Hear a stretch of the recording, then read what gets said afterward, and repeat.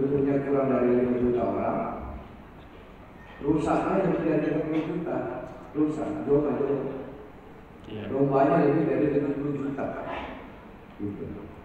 Bukan kan dia punya tambang nikel, apa itu dia punya batu bara, garnya lebih 7, bukan 4, 5, 6 seperti kita punya, dia garnya tinggi sekali, emas banyak sekali. Tapi dia tidak memulai biarlah itu buat teman susu mereka. Itu dia. Artinya kita memang kalau mengingat Bung Hatta ya penting sekali bahwa untuk menghadirkan rakyat ini memang harus bahagia, dan bahagia itu bukan hanya soal materi. Jadi makanya ketika mengurus laut atau kemaritiman itu atau dunia perkara kelautan, ini bukan soal hanya menghasilkan uang. Tapi ada jiwa-jiwa yang kita hidupkan. Jiwa-jiwa maritim itu adalah jiwa-jiwa yang orang Wisma Makassar. Yang mulai hilang hari ini. Luar biasa, kira-kira dengan kampus awal. Iya. Tadi bercanda-canda di kampus. Kan ada mohon maaf. Yang kedua, saya mohon maaf dengan sangat mendalam. 2 senior saya, sahabat, 1 pelatih di UNAS dari Fakultas Hukum, Prof. S.M. Nur. Apa aja S.M. Nur aja. Kemudian sahabat dan guru hebat. Saya bilang kalau ada rektor nanti jadi menteri, mungkin salah satu adalah rektor UNAS. Banyak sekali teman-teman. Semua teman-teman yang dari Jakarta datang ke sini, semua tanya rektor UNAS. Begitu Prof. S.M. Nur. Kita memiliki rektor UNAS terbaik di Indonesia. Lalu itu banyak saksi Pak Mahendra, orang nomor susunya PJK Indonesia datang kan. Begitu kita datang langsung satu untuk saya tanya, mana itu Pak Rektor sehat? Saya Pak Mentol, Rektor sehat. Saya doain beliau diberi kemuliaan saja siap jadi staf. Nah, ini acara memang murni inisiatif dari kami, dari Pemprov dan Pak Ilyas dan kawan-kawan. Kenapa? Kami sudah tanggal 5 September dilantik jadi penjabat gubernur. Kami bolak-balik diskusi kawan-kawan, apa sih yang bisa kita lakukan 1 tahun ke depan. Kalau dari ide pasti banyak sekali yang kita mau bikin. Ada 1000, ada 100, 10.000, bahkan sekali semua penting. Impor sosmed akal penting, jalan penting, kesehatan penting, sekolah penting, apalagi itu industri penting, semua penting, semua mau kita lakukan. Masalah hukum, pelayanan publik itu semua penting. Masalahnya waktu saya terbatas dan apa masalah yang paling esensial, yang paling pokok untuk menolong rakyat susah tanah itu. Kita lakukan mapping kekuatan sosial. Jadi kita ingat gubernur kan seperti dokter aja. Kita diagnosa itu sosial itu penyakitnya apa sih dan kekuatannya apa. Kita melakukan diagnosa sosial ini terdiri dari 3 hal pokok saja sebenarnya. 1, ada orang yang hidup di sini manusia. 9,3 juta orang. Kita profiling si manusia yang sosial ini. 9,5 juta itu setengahnya lebih perempuan, sisanya laki-laki. Yang jadi alat produksi umumnya hanya laki-laki. Perempuan tidak menjadi alat produksi yang baik. Dan di mana sisi hidupnya si ini 9,3 juta? Hidupnya di banyak tempat. Ada di laut, di pulau-pulau, ada di pesisir, ada di lembah, ada di gunung, dan penyebarannya tidak merata di selatan. Nah, terus selain dia punya orang manusia, dia punya apa lagi? Nah, kita diagnosa berikutnya deteksi kita bahwa manusia itu hidup pasti kan tidak lagi hidupnya kunang-kunang manusia ini. Hidupnya dalam alam. Nah, alamnya itu apa sosialnya? Ada alamnya, ada laut, ada pesisir, ada lembah, ada gunung. Nah, apa yang kita punya di atasnya laut, di bawahnya laut, di atasnya tanah, di bawahnya tanah. Itu kita harus deteksi semua. Dan berapa hasilnya untuk kemaslahatan 9,3 juta orang itu. Apakah ada hubungannya antara potensi alam, laut, darat, pesisir dan gunung itu, dan juga hasil bumi di dalam tanah, di dalamnya laut itu, terhadap ke manusia yang 9,3 juta orang. Ternyata data menunjukkan luas wilayah selatan yang banyak sekali lautnya ini, yang dipaparkan Pak Ilyas, tidak ada hubungannya dengan jumlah PAD Sulawesi Selatan. Jadi kita sebut ini wilayah maritim, tidak ada kok hubungannya wilayah maritim terhadap pendapatan asli daerah Sulawesi Selatan. Sama sekali nggak ada. Bahkan wilayah kita di daratan yang begitu hebat ini tidak ada juga hubungannya untuk produksi pertanian yang begitu hebat, penuh dengan kebutuhan itu dengan tidak ada hubungannya juga secara signifikan terhadap pendapatan daerah Selatan. Pendapatan asli dari Selatan paling banyaknya tetap pajak kendaraan bermotor. Itu dari restoran, bukan dari rumah makan, bukan dari pajak apa itu, bukan retribusi ikan, bukan itu, tetap pajak kendaraan bermotor mayoritas. Artinya antara alam yang tersedia dan manusianya hidup, dia ada hubungannya sama sekali. Dia masih hidup dengan dunia sendiri. Kalau ada yang berkesesuaian, faktor kebetulan, bukan didesain dan direncanakan. Faktor lagi saja. Faktor kebetulan. Nah, yang ketiga, apa yang kita punya? Yang kita punya adalah nilai. Nilai hukum positif maupun nilai yang tertulis maupun tidak tertulis. Ini ajarannya kalau di kampus. Itu kalau pernah 1 tahun, 1 tahun saya sudah begini hebatnya, apalagi kalau 5 tahun. Jangan sampai saya tahu. Kalau saya tak tahu pasti saya jadi rektor kan. Jadi, iya. Yang ketiga adalah nilai. Jadi 3 hal ini, manusia, alam dan nilai, itu adalah satu kesatuan yang tidak terpisahkan. Nilai ini bisa tertulis, bisa tidak tertulis, dan termasuk keyakinan, religi, dan sesuatu yang berkat pada diri manusia. 9,3 juta orang Sulawesi Selatan ini punya nilai umum universal dan sebagai warga negara, dan punya nilai lokal yang karakter yang membentuk orang manusia Bugis Makassar, Tanah Toraja maupun Mandar, yang membedakannya dengan suku-suku bangsa lain di seluruh dunia. Dan itu harus dipahami juga secara baik. Tanpa memahami secara baik itu, nanti formula diagnosanya benar, formula pengobatannya jadi salah. Karena tidak mengerti kebiasaan orang Bugis Makassar, tidak mengerti apa yang disukai dan apa yang tidak disukai oleh orang Bugis Makassar. Nah, 3 hal ini kita diagnosa, pada akhirnya saya mendeteksi bahwa dunia laut kita terhadap Sulawesi Selatan ini perlu dibicarakan ulang. Mulai dari hal yang sangat prinsip dan sampai hal yang remeh-temeh. Gitu. Nah, sederhananya dalam waktu singkat, kenapa laut yang luas itu tidak menjadi sumber pendapatan masyarakat kita?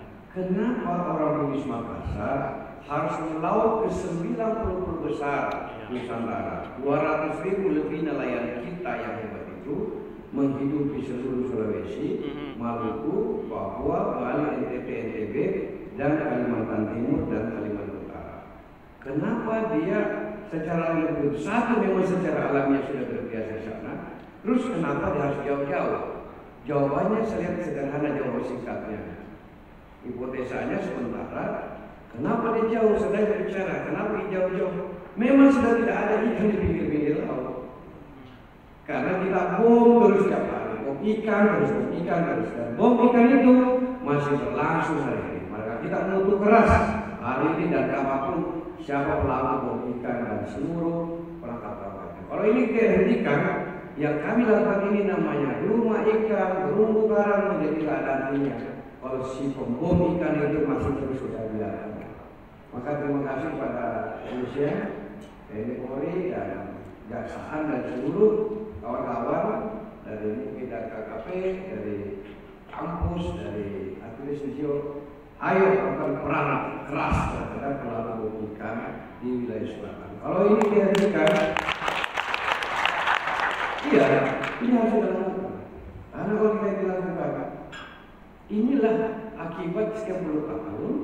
Maka kenapa pergi jauh-jauh? Karena kita kalau mancing pakai sampan di pinggir laut ini tidak ada yang ikan. Karena karangnya sudah tidak ada, bakaunya juga sudah tidak ada. Ada sedikit bakau, sedikit sekali pinggir-pinggir. Nah bakau itu tempatnya piting, tempatnya cungkring, tempatnya ya. Nah bakaunya juga sudah kita tambah jadi kayu bakar semua. Tipis sekali kalau kita di pinggir laut sepanjang pantai barat, pantai selatan maupun pantai timur dengan selatan itu tipis sekali sudah bakau-bakau itu. Karena sudah tidak ada ikan, pilihannya apa? Maka terpaksa saudara-saudara kita itu ikutlah kapal-kapal penangkap ikan, pergi cari ikan ke Sorong. Bulan-bulan, setelah pulang kita tanya berapa satu bulan. Juga dia didapat lebih dari 2 juta juga. Itu 1,8 juta di bawah UMR atau di bawah UMP kita yang sudah 3,4 juta sekarang UMP Provinsi Selatan. Artinya tidak signifikan ini. Kalau saya belikan kapal, berapa kapal bisa saya beli? Kalau belikan kapal, beli 10 kapal diberikan pada kelompok. Nah begitu hari pertama masih aman itu. Begitu 1 minggu kemudian kapal itu diberikan pada kelompok, mau ke laut pakai apa? Kan pakai solar. Yang bisa beli solar siapa? Orang kaya lagi. Akhirnya 9-20 orang atau kelompok itu, ya tetap juga anak buah juga. Jadi yang menikmati kapal adalah orang lain yang punya modal di kampung itu.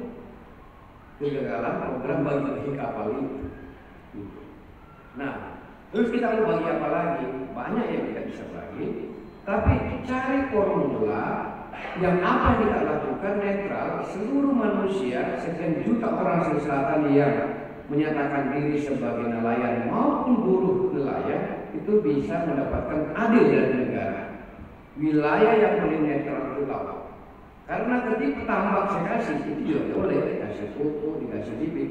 Ya kita ini orang satu ruangan sini kan bisa aja satu kampung ini bangkrut, kan tidak semua kita punya tambak. Nenek murahnya kau kebanyak karena saya bukan raja nenekku, namun tanah saya maka saya tidak punya tambak. Gitu. Artinya kita cari tempat yang paling adil, netral, semua orang miskin, orang kaya, orang bodoh, bangsawan, bukan bangsawan, orang biasa kebanyakan pun boleh mengambil ikan itu. Dan tempat yang paling adil itu namanya laut. Maka lautnya lah yang kita beresin. Gitu.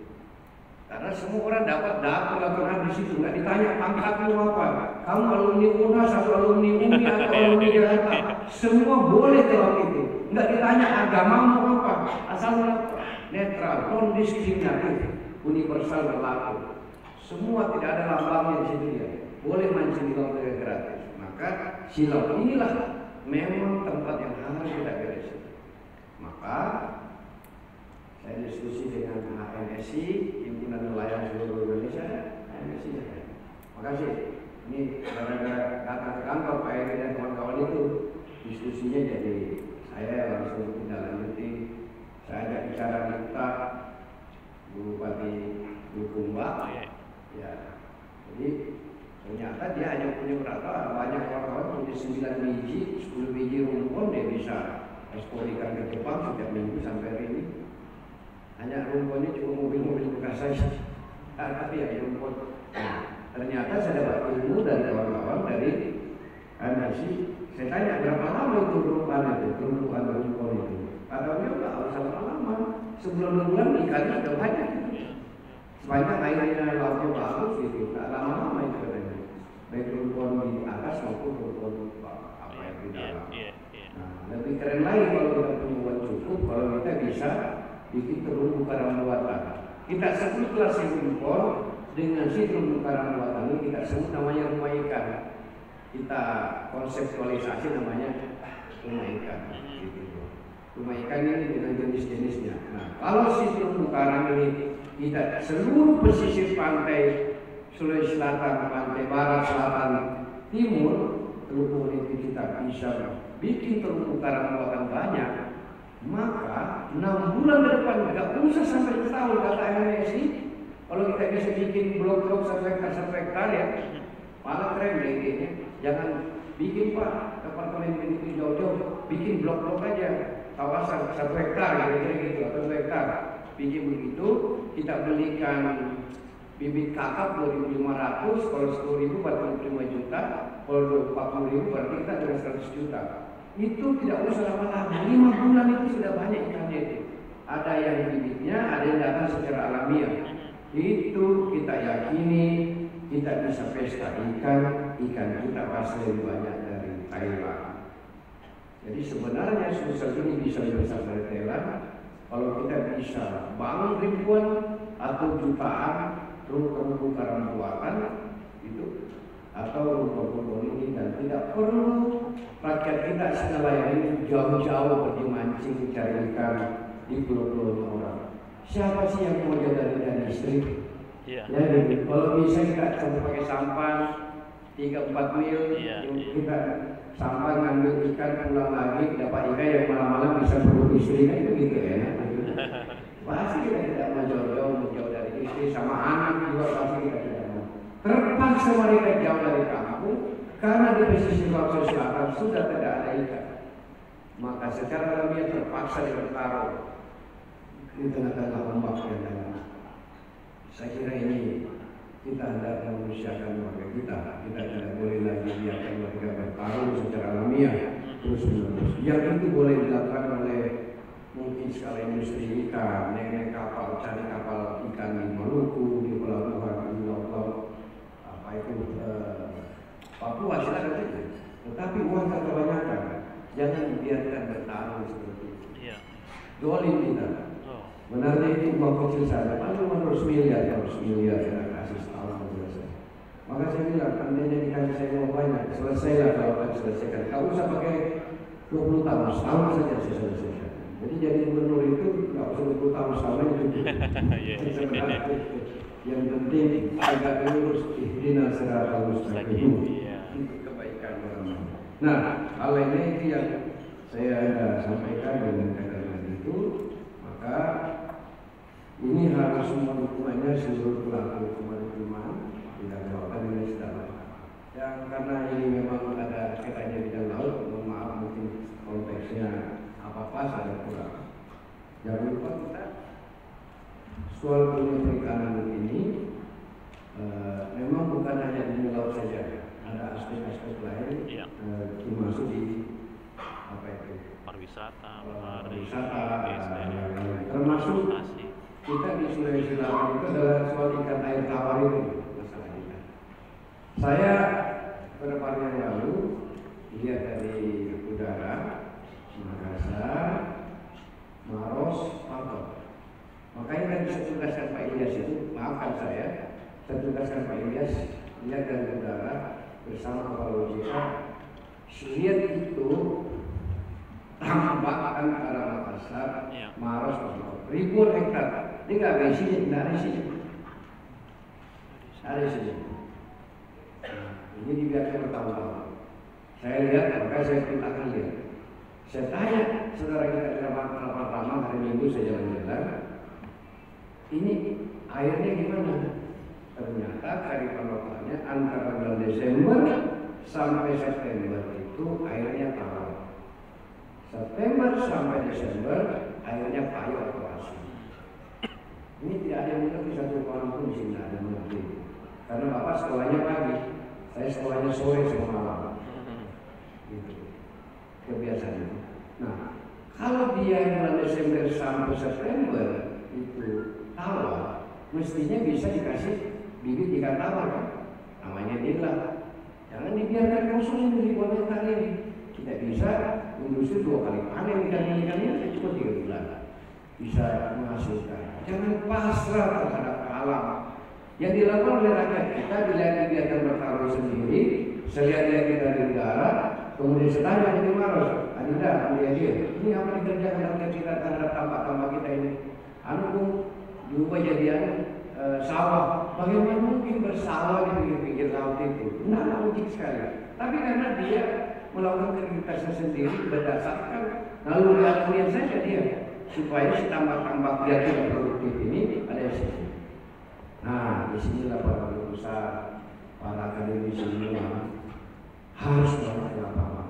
Maka hari ini Pak Rob semua teman-teman saya yang bersusah ini sudah bilang, tahun depan tidak ada lagi acara di Makassar semua. Hanya 20% acara di Makassar. 80% itu acara harus di kota-kota supaya kita tahu bahwa Sulsel ini bukan jalan hanya jalan lurus lagi.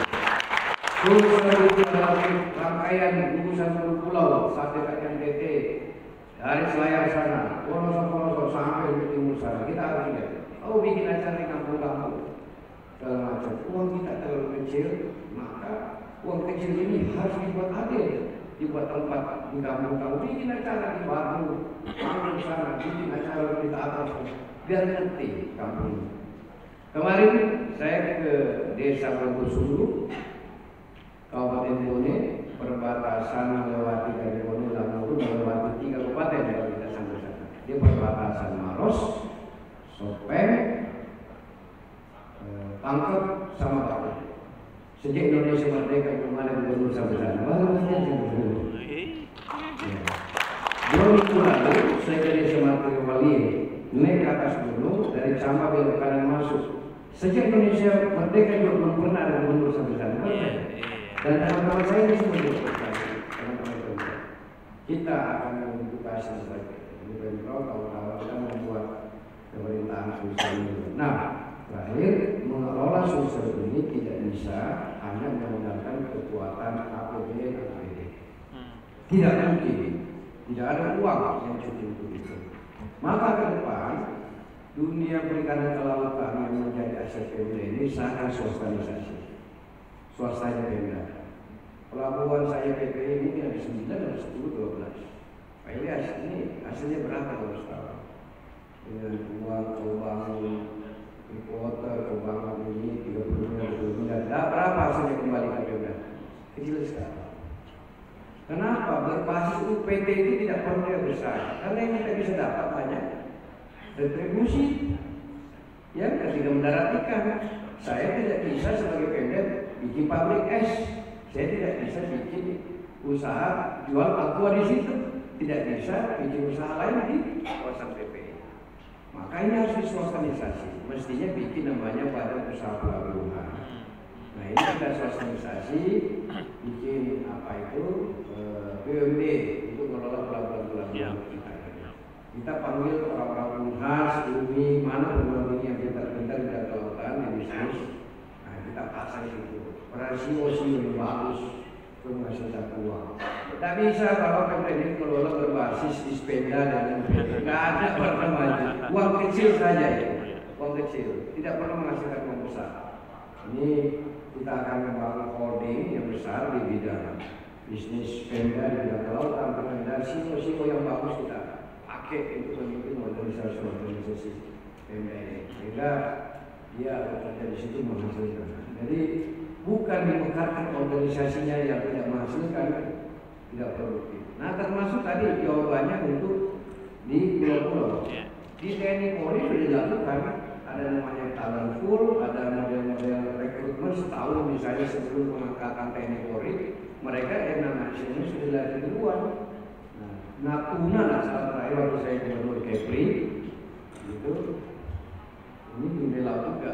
Nah, tentara saja yang duduk di pulau-pulau Natuna pasti 4 tahun, 5 tahun minta pindah. Sekarang tidak lagi, mulai berkurang. Kenapa? Yang jadikan tentara di situ, jadikan polisi itu adalah memang warga masyarakat itu. Nah, itu harus dilakukan di kita. Jadi siapa yang menjadi guru di pulau-pulau Pangkep, pulau-pulau Selayar, itu adalah warga di situ. Ini yang diproteksi oleh kabupaten kota dan daerah provinsi, dikasih uang, disiapkan anak-anak itu. Mau jadi tentara, mau jadi dokter, mau jadi apa, direkrut anaknya, dibuat rekrutmen, dia cocoknya mana. Tetap nanti dia ikut seleksi umum, tapi sejak awal diproteksi, disiapkan orang-orangnya, dilatih tentara, dilatih psiko, diajari segala macam, sehingga pada saat tes pasti lulus dan ditempatkan di situ. Angkat dari warga setempat. Kalau warga setempat, dia kelola kampung itu dengan hati. Kalau yang lain itu bagaimana cari cara pindah dari pulau itu, pasti pasti itu naluri alami. Itu bukan hanya di pulau, juga terjadi dengan yang juga di gunung-gunung terpelosok di Papua atau gunung-gunung terpencil kita. Saya kira itu beberapa hal, dan ekonomi kelautan ini harus diperhatikan. Apa? Saya sudah mengupayakan kalau lihat uang sosial ini tahun depan hanya 54 triliun. Kemarin DIPA yang diserahkan ke Kementerian Keuangan. Begitu miskinnya daerah ini, hanya 54 triliun mau mengurusi Selayar sampai ke timur. Tidak mungkin daerah ini bisa maju mengandalkan APBN dan APBD. Udah tidak masuk akal. Manusianya 9,3 juta, penyebarannya penduduknya tidak merata, ketimpangan infrastruktur pantai barat, pantai timur, dan pulau-pulau yang luas. Maka mau tidak mau dunia swasta investasi ini harus didatangi. Sekarang masyarakat kita nggak punya uang karena dia nggak punya lahan untuk jadinya. Nah, hebatnya pemerintahan Jokowi sekarang dan dilakukan secara konsisten, ada namanya kredit usaha permodalan, namanya KUR. Sekarang saya sudah mengupayakan KUR keramba itu 100 juta rupiah minimal. Silakan mau bikin keramba. Pak Kande juga, Pak Kande boleh balik. Saya sudah upayakan KUR hanya 3 juta rupiah itu gara-gara masukannya ASI.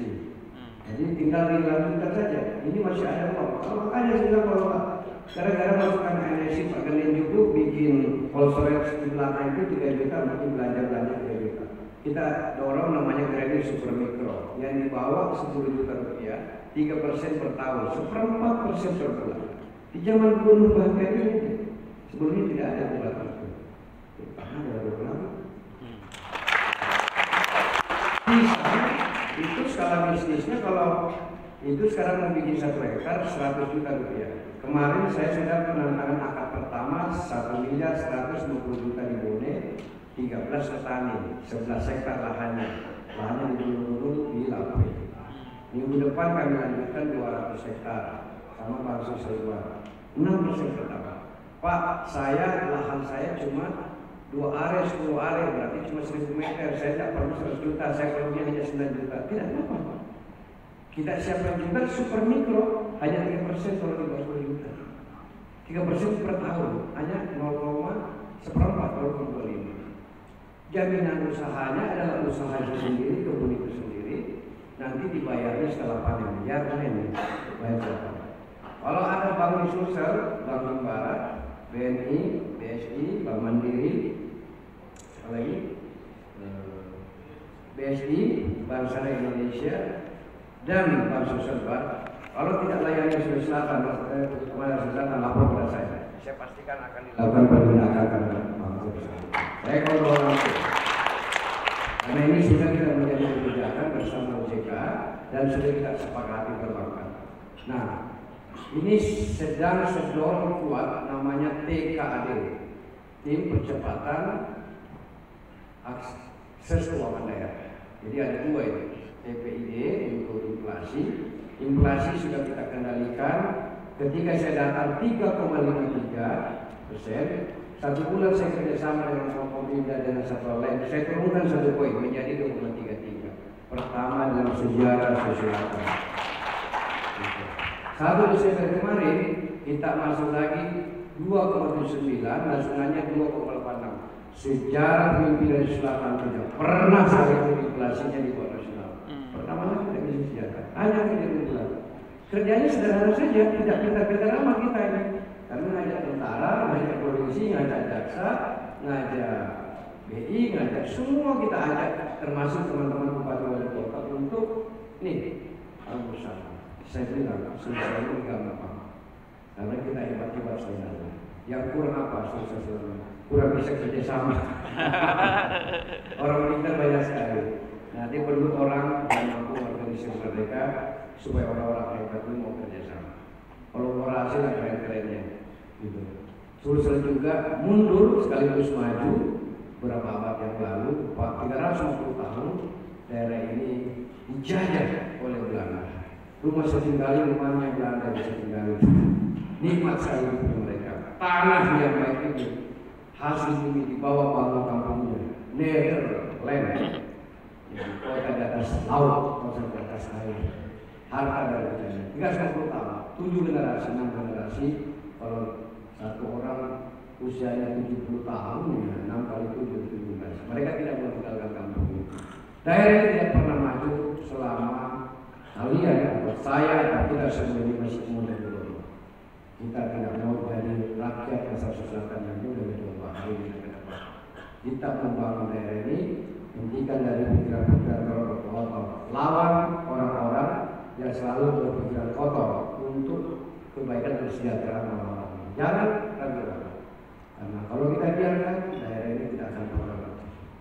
Saya kira dengan semangat bersamaan, insya Allah hari ini kita mempertontonkan pada masa selatan. Ada hari tokoh kita, Profesor S.M. Bagaimana memastikan kesinambungannya? Jawabannya sederhana. Ikat secara hukum, bikin perda dan lain. Jadi pastikan dokumen perencanaan 2025, 2045 yang Umas tidak maksud ini, dokumen tentang ini masuk. Kalau tidak bunyi, nggak ada gunanya dari diskusi hari.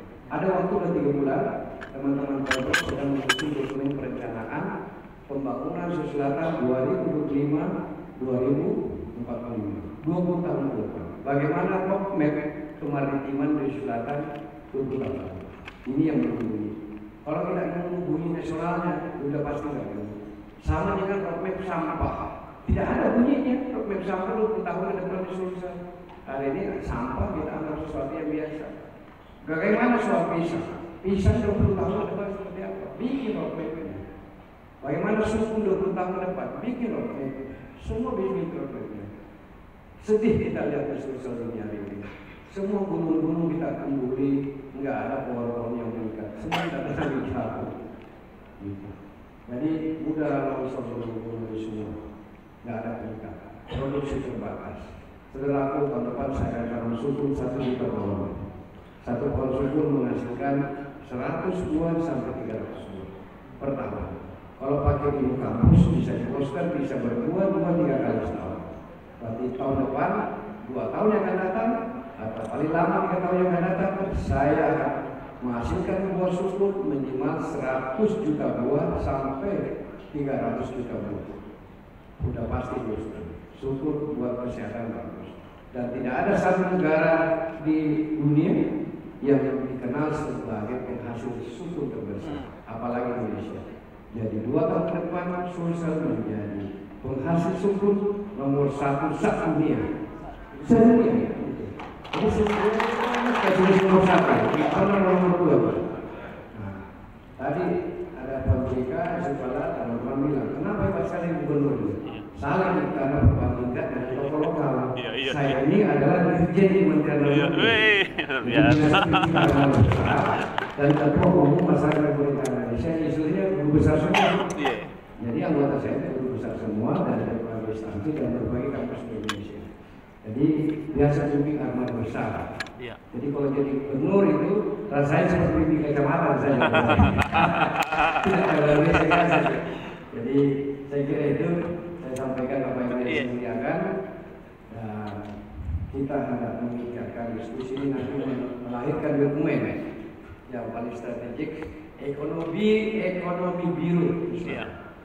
Saya sudah arahkan tim Bapeda dan tim saya membangun ekonomi biru di Selatan 20 tahun ke depan, dari sisi kemaritiman bagaimana, dari sisi pertanian di mana, peternakan di mana, dari sisi industri seperti apa, SDM seperti apa, kesehatan, dunia lain.